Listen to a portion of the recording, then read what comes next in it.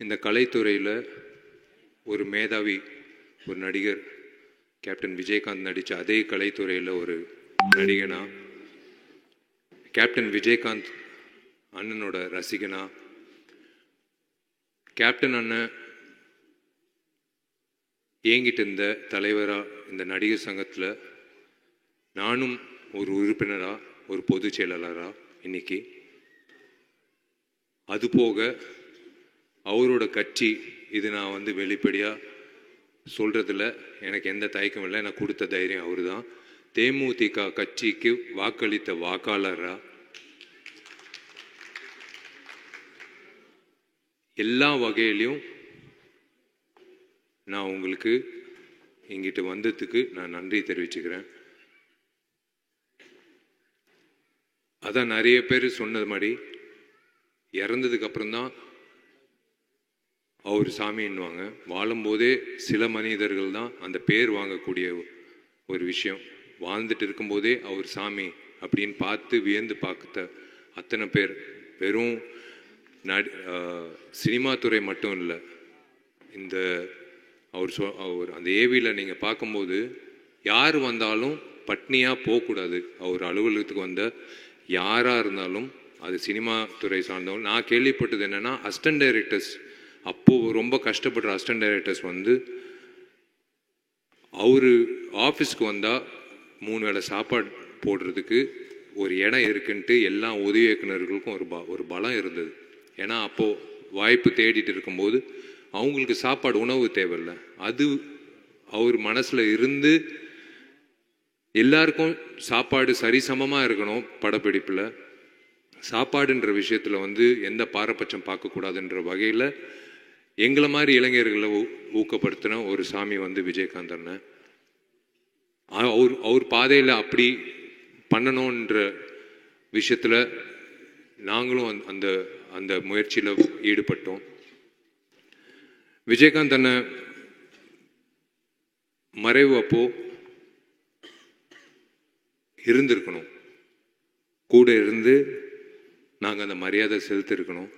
அந்த நேரத்தில் நானும் ஊரில் இல்லை, கார்த்தியும் ஊரில் இல்லை. நான் முதல்ல அந்த குடும்பத்துக்கு நான் மன்னிப்பு கேட்டுக்கிறேன். நான் சண்முக பாண்டியன்கிட்ட நான் ஒரே ஒரு விஷயம் நான் சொல்லிக்க விருப்பப்படுறேன். கேப்டன் நான் உங்களுக்கே தெரியும், நிறைய நடிகர்களுக்கு மேலே வர்றதுக்கு ஒரு தூணாக இருந்திருக்காரு. எது பற்றியும் யோசிக்கல, காசு வாங்கலை, காசு கொடுத்தாலும் வாங்கியிருக்க மாட்டார். ஆனால் அன்னைக்கு பண்ணணும்னு அவசியம் கிடையாது. ஆனால் அந்த நடிகர்களுக்கு ஒரு பிளாட்ஃபார்மாக இருந்து, பரவாயில்ல அந்த பசங்க வளரட்டும் அப்படின்னு சொல்லி அவர் ஒரு வாய்ப்பு கொடுத்தாரு. நான் உங்கள் வீட்டு பிள்ளையாக நான் சொல்கிறேன், உன்னோட படத்தில் எப்பயாவது நானும் நீயும் சேர்ந்து நடிக்கணும்னு உனக்கு ஆசை இருந்தால் நான் வரேன். நான் உனக்காக ஒரு படத்தில் நான் உனக்காக அதே மாதிரி கேப்டன் அண்ணன் எப்படி ஒரு பிளாட்ஃபார்மாக அமைச்சு கொடுத்தாரோ, என்ன நீ பயன்படுத்திக்கிறதுக்கு உனக்கு ஆசையாக இருந்தால் நான் இருக்கேன் உனக்காக. கண்டிப்பாக இது வெறும் வார்த்தையால் நான் சொல்லலை. நீ எப்போ நீ சொல்கிறியோ அது ஒரு நல்ல திரைப்படமாக நான் உன்னோட கூட இருந்து ஒரு தூணாக இருந்து, நீ இதே மாதிரி அப்பா மாதிரி ஒரு பெரிய ஸ்தானத்துக்கு வரணுன்றது என்னோட ஆசை. அது நான் பரிகாரமாக நான் நினச்சிக்கிறேன். ஏன்னா எனக்கு என்னமோ தெரில, இவர் பார்க்கும்போதெல்லாம் ஒரு விஷயம் தோணும். அது உங்களுக்கும் இருக்கும், உங்கள் குடும்பத்துக்கும் இருக்கும். தைரியம், எதை பற்றியும் யோசிக்க மாட்டார். தைரியமாக இங்கிட்ட இருக்கிறது தான் பேசுறது, எண்ணம் போல் வாழ்க்கை. இங்கிட்ட இருக்கிறது அப்படியே வந்துடும், ஃபில்டரே இல்லை. அவர் என்ன, நான் ஒரு வாட்டி உங்கள் வீட்டுக்கு வந்தேன், அண்ணனை சந்திக்கும் போது பிரேமலதா அம்மா ஒரு விஷயம் சொன்னாங்க. உங்களுக்கு ஒன்று தெரியுமா, அந்த பத்திரத்தை கொண்டு வரும்போது முதல்ல லாக்கர்லேருந்து உன் நகையெல்லாம் முதல்ல எடுத்துரு, இந்த பத்திரத்தை வைக்கணும் அப்படின்னு சொன்னாராம். என் நகை கூட அவருக்கு ஒரு மிகப்பெரிய ஒரு விஷயமா தெரியல. அந்த பத்திரத்தை கொண்டு அப்படி வைக்கும்போது எங்களுக்கே நாங்கள் வியந்து பார்த்தோம். அப்படி அந்த பத்திரத்தை ஒரு பொக்கிஷமாக வச்சார் லாக்கரில் அப்படின்னு சொன்னாங்க அம்மா. அதுதான் அந்த மேதாவி. அதுதான் சொல்கிறேனே, இன்னைக்கு இருக்கிற கூட்டம் மட்டும் இல்லை, எப்போ அவரோட ஃபோட்டோ இருந்தாலும் இல்லாட்டியும் எல்லார் மனசுலையும் இருக்கக்கூடிய ஒரு நபர் வந்து விஜயகாந்த் அண்ணன்.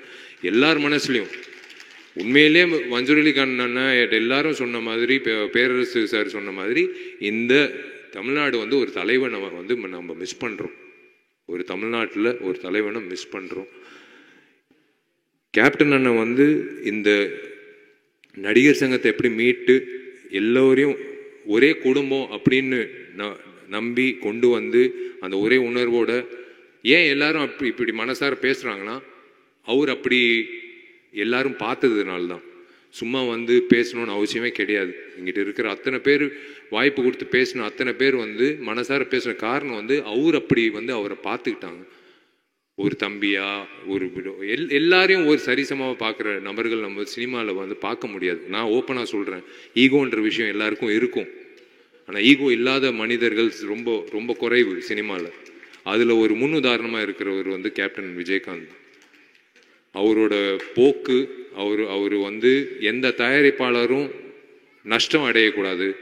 54 இயக்குனர்கள், புதுமுக இயக்குனர்கள், அதுவும் டிஎஃப்டி இயக்குனர்கள் வந்து அறிமுகப்படுத்தின ஒரே எனக்கு தெரிஞ்ச உலக நாயகன் வந்து கேப்டன் விஜயகாந்த் தான். 54 பேர் யாரு வந்து கொடுப்பாங்க வாய்ப்பு? நீங்க சொல்லுங்க. இன்னைக்கு இருக்கிற காலகட்டத்தில் ஒரு புதுமுக இயக்குனர் வந்து அலுவலகத்துக்கு வர்றதுக்கே வந்து யோசிப்பாங்க. ஒரு பெரிய நடிகரை போய் அணுகணும்னா வந்து யோசிப்பாங்க, நம்ம கதை கேட்பாங்களா, அப்புறம் அவங்களுக்கு ஒரு ஆதங்கம் இருக்கும், ஒரு வேளை வந்து சொன்ன கதை வந்து கரெக்டாக எடுப்பாங்களா, இந்த மாதிரி ப்ராசஸ் எல்லாம் வந்து இன்னைக்கு இருக்கிற காலகட்டத்தில் இருக்கு. ஆனால் அவர் வந்து எது பற்றியும் யோசிக்காம 54 வீட்டில் வந்து விளக்கேற்றி இருக்காரு. 54 பேர் வாய்ப்பு கொடுக்கல. 54 வீட்டில் வந்து அடுப்பு எரிஞ்சிருக்கு, விளக்கேற்றி இருக்காரு. 54 குடும்பங்களை வாழ வச்சிருக்காரு. அந்த மாதிரி ஒரு is given such a great contribution to இந்த சினிமா. இது வந்து வெறும் நம்ம தமிழ்நாடு இல்லைங்க, இந்தியாவுக்கே வந்து பெருமை செலுத்தக்கூடிய ஒரு மனிதர் இவர், ஒரு நடிகர். இது வந்து இன்னைக்கு வந்து தமிழ்நாடுன்னு சொல்றோம். இந்தியாவிலே இவர் வந்து பண்ண சாதனை வந்து எந்த நடிகரும் பண்ணதே இல்லை. யாருக்கும் அந்த தைரியமும் வராது, யாருக்கும் அந்த தைரியம் கிடையாது. நான் ஓப்பனாக சொல்கிறேன். எத்தனையோ பேர் இப்போ நானும் புதுமுக இயக்குநர்கள் வாய்ப்பு கொடுக்குறோம், எல்லாரும் கொடுக்குறோம். ஆனால் 54 இயக்குநர்கள் வந்து அந்த டைமில் வந்து அவர் கொடுத்து, எனக்கு இவர் மூலிமா ஆர்கே செல்வமணி சார் வந்து அவரோட அசிஸ்டன்ட் டைரக்டராக நான் சேரணும்னு சொல்லி எங்கள் அப்பா கிட்ட வந்து கெஞ்சி, அப்போது ஒரு வாட்டி அவரை சந்தித்து நான் கேட்டேன். ஏன்னா புலன் விசாரணை, கேப்டன் பிரபாகரன் அப்படி பார்க்கும்போது டிஎஃப்டியில் சேரணும்னு ஒரு ஆசை வந்தது அவரால் தான்.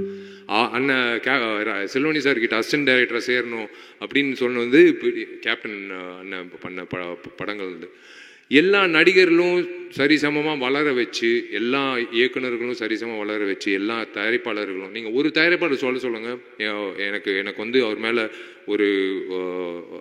ஒரு கம்ப்ளைண்ட் இருக்குது அப்படின்னு. எங்களை மாதிரி ஆர்டிஸ்ட் எல்லாரும் கம்ப்ளைண்ட் இருக்கு. ஆனால் ஒரு கம்ப்ளைண்ட் இல்லாத ஒரே நடிகர் இந்த நடிகர் தான். எந்த கம்ப்ளைண்ட்டும் கிடையாது, எந்த சங்கத்திலையும் எந்த கம்ப்ளைண்ட்டும் கிடையாது. இந்த மனிதர் வந்து உண்மையிலேயே வந்து இதோ சிரிக்கிறாரு, உண்மையிலேயே எங்கிட்டயோ சிரிக்கிறார். நம்மளை பார்த்து உங்களை வாழ்த்துறாரு, உங்களை வாழ்நாள் பூரா வாழ்த்துறாரு. நான் பிரேமலதா அம்மாவுக்கு நான் கடமைப்பட்டிருக்கேன், சுதீஷ் சாருக்கு நான் கடமைப்பட்டிருக்கேன். நான் சொன்ன விஷயத்த சத்தியமாக சொல்கிறேன். வெறும் இந்த மைக்கு, இந்த கூட்டம், பேசணும், உணர்ச்சி அப்படியெல்லாம் கிடையாது. அவருக்கு நான் பண்ண வேண்டிய விஷயம் வந்து எனக்கு மனசார நான் சொல்ல வேண்டிய விஷயம் நான் உனக்கு சொல்கிறேன். நீ எப்போ சொல்கிறியோ ஒரு நல்ல ஒரு அமைப்பாக, ஒரு நல்ல ஒரு திரைப்படமாக இந்த திரை உலகத்துக்கு காட்டுவோம். அதுதான் வந்து இந்த மனிதருக்கு நான் வந்து கொடுக்கக்கூடிய எனக்கு நான் வந்து என்னால் முடிஞ்ச அளவுக்கு நான் அர்ப்பணிக்கிற ஒரு விஷயம். ரொம்ப ரொம்ப சந்தோஷமாக இருக்குன்னு ஏன் சொல்கிறேன்னா, இவர் சிரிக்கிறாரு. இந்த நேரத்தில் வந்து இவரை பற்றி இத்தனை பேர் வந்து பேசி, இத்தனை தயாரிப்பாளர் சங்கம், இயக்குநர்கள் சங்கம், எல்லாம் விவசாயிகள் சங்கம், இவங்கெல்லாம் வரணும்னு அவசியமே கிடையாது. நான் கூப்பிட்ட உடனே வந்ததுக்கு காரணம் வந்து இது சும்மா ஒரு கட்டளைக்காக நாங்கள் வர சொல்லணும் அது அப்படின்லாம் இல்லை. உங்கள் அப்பாக்காக தான் வந்தாங்க. நாங்கள் கூப்பிட்டதுனால இல்லை, உங்கள் அப்பாவோட ஃபோட்டோ வச்சு நாங்கள் கீழே போட்டோம் நடிகர் சங்கம் உங்களை அழைக்கிறது. ஆனால் கீழே நடிகர் சங்கம் பார்க்கல, ஏன்னா அவர் தான் உருவாக்குனார் நடிகர் சங்கம். மேலே இருக்கிற அந்த ஃபோட்டோ பார்த்து தான் எல்லாரும் வந்திருக்காங்க. ஸோ அந்த வகையில் வந்து கண்டிப்பாக இந்த சாமி வந்து மேற்கொண்டு இந்த கலைத்துறைக்கும் சரி மக்களுக்கும் சரி உங்கள் சார்பாக வந்து கண்டிப்பாக வந்து அந்த நற்பணிகள், அந்த நல்திட்டங்கள், நல்ல விஷயங்கள் மேற்கொண்டு நடக்கும்ன்றது நான் நம்புகிறேன். நீங்கள் எல்லோரும் நல்லா இருக்கணும், நீங்கள் 2 பேரும் நல்லா இருக்கணும். அம்மா ஆரோக்கியத்தை பார்த்துக்கோங்க. சுதீஷ் சார் பக்கபலமாக இருக்கார். I am always there for you. God bless you மா.